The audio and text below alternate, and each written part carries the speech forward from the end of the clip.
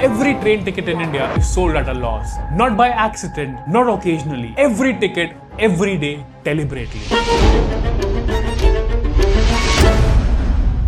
You paid around 700 rupees for that sleeper seat from Delhi to Mumbai. It costs the railway roughly 1700 rupees to carry you there. So, who paid for the other 1000 rupees? Someone you have never met. Once during the pandemic, the entire 70,000 kilometer system quietly went bankrupt and almost no one noticed. There is a second pair hidden on your ticket, a single commodity quietly funding the whole network, and a crack that just opened after 70 years of silence. Follow the money and you will never look at a cheap thing the same way again. Take any ticket you have bought this year. Delhi to Mumbai, sleeper, 1400 kilometers, 20 hours across half the country. You paid roughly 700 rupees. That price is not real. Watch it build one step at a time. The numbers come straight from the government. Moving one passenger 1 kilometer costs the Indian Railway about 1.16 rupees. The fare it collects, it's about 48 paisa. On every kilometer, every passenger, every day, the railway recovers well under half of what the entire ride actually costs. A roughly 43% discount on every single ticket. So, your 700 rupee ticket should have cost about 1700 to break even. The railway lost 1000 rupees carrying you, then loaded the next passenger and lost another 1000 rupees, and the next. Now scale it. Indian Railways carries about 720 crore passenger trips a year. That is 7.2 billion journeys, nearly the whole population of the planet, in 12 months. The subsidy on passenger ticket in the latest disclosed year 2024 to 2025 was 60,000 crore rupees. That is not a typo. That is in the same league as what India spends in a year buying new fighter jets, planes and aircraft for its Air Force. The budget line for the Indian Air Force aircrafts and aero engine runs around 46,000 to 64,000 crore rupees. Indian Railway quietly hands out a sum that size every year just on cheap passenger tickets. That is insane to think about. If a private company ran like this, it would fold in a quarter. No business on earth survives selling its main product below the cost every day for decades. And yet, the next train out of Delhi will charge the same 48 paisa a kilometer. Something is plugging the gap. Something massive. And it's not getting smaller. Something is plugging that gap. But before we get to what, look at the moment it nearly failed. There was a point recently where the gap almost broke open. And you did not notice because you were locked inside your house. Railway measures its health with operating ratio. Below 100, it's covering the cost.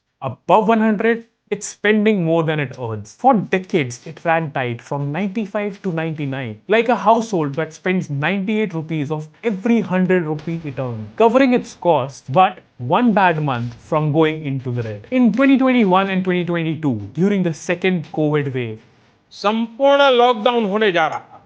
the operating ratio hit 107.39. Sit with that for a second. 107. That is spending 107 rupees for every 100 rupee it earned, bleeding in every operation every day for nearly 2 years. Passenger losses alone hit around 68,000 crores in a single year. And the freight side, which normally plugs the hole, was stressed too because the country had stopped moving. This was the moment the entire 70-year machine almost broke, quietly. While the country was grieving other things, it recovered. But only because one thing that has been funding the train rides your entire life. And you have probably never thought about it. What kept it alive? Here's what the passenger never sees. The same track carries freight, coal, iron ore, cement, steel, food grains. Every day, Indian Railway moves over 44 tons of it, more than 1.6 million tons in a single year. One of the largest freight railways on earth, and the freight pays. In India, freight is charged roughly 3 times what the passenger pay per unit of the movement. In China and Japan, it's the opposite. Freight is cheaper than the passenger travel. So who's actually paying for the cheap tickets? It's the cargo. India deliberately overcharges freights so it can undercharge people. It's called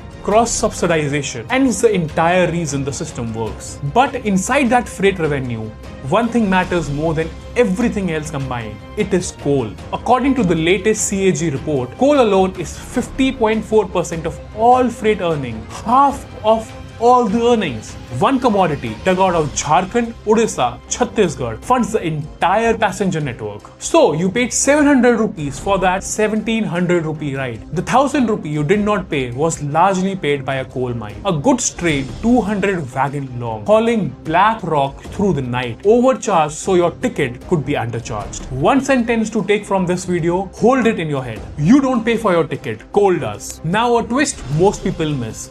Inside this giant loss-making machine, there's one piece that prints money, and you have used it without thinking. When you book a ticket online, you don't book it from the railways, you book it from IRCTC, a separate listed company that runs the railway ticketing, catering and tourism. And IRCTC has a near total monopoly on online train tickets in India. Every booking pays it a small convenience fees. Multiply a tiny fees by an entire country booking trains every single day, and you get one of the most profitable, highest margin businesses the government owns. For a system that loses money on every single ticket, that's a useful thing to own. Then there's the water. That 15 rupee bottle of rail neer on your tray table, also IRCTC. The packaged water, the pantry, the e-catering, it's a toll booth on a captive audience of millions with nowhere else to buy. The railway runs at a loss moving you. The company selling the ticket and the water runs at a fat profit. It's the same system, two completely different businesses, and the one you barely notice is the one that actually makes money. You might ask, why not just price the tickets at cost? Because at independence, this country made a deliberate choice. Train travel would not be a market good. It would be a public service. The reason is uncomfortable but important. The bottom half of India cannot afford a market price ticket. The construction worker going home for Diwali, the migrant family relocating for work, the farmer traveling to a mandi. If we price the fares like European trains, and none of these journeys would happen. The country stops moving, the labor market freezes. So every government of every party for 70 years made the same call.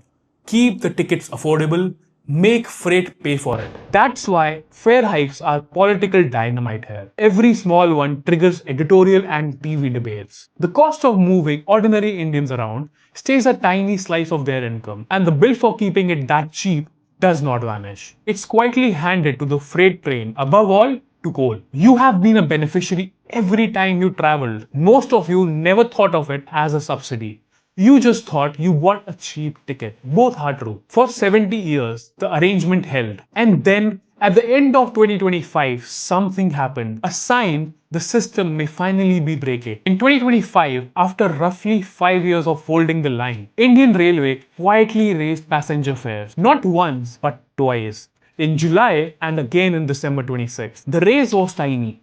1 paisa a kilometer in ordinary class above 250 kilometers. 2 paisa in mail, express and AC. Suburban and short ordinary fares were untouched to protect the poorest. By the railway's own estimate, the December round earns about 600 crores a year against a 60,000 crore passenger loss. It barely moves the needle.